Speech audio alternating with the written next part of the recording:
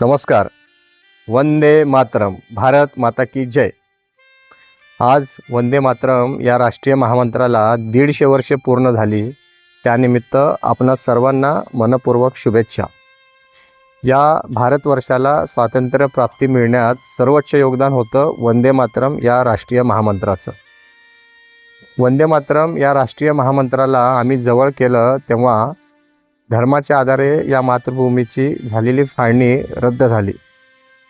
वंदे मातरम या राष्ट्रीय महामंत्राच्या भावनेशी आमच्या नेत्यांनी फारकत घेतली तेव्हा या मातृभूमीचे तुकडे पडले आणि आमच्याच भूमीवर पाकिस्तान, बांगलादेश उगवले.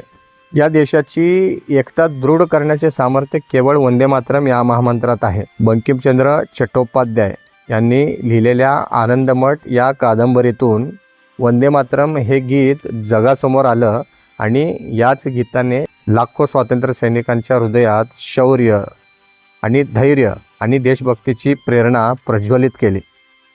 आज या राष्ट्रीय महामंत्राला 150 वर्ष पूर्ण होत आहेत आणि आज आनंदाची गोष्ट म्हणजे तब्बल 25 वर्षांच्या दीर्घ प्रतीक्षेनंतर आनंदमठ ही कादंबरी मराठी भाषेतून आपल्या समोर येणार आहे.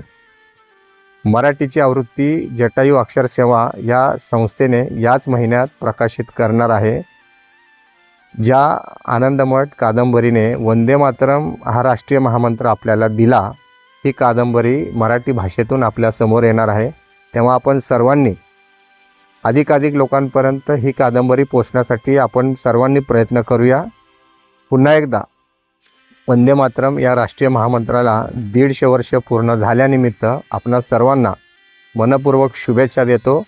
वंदे मातरम. भारत माता की जय.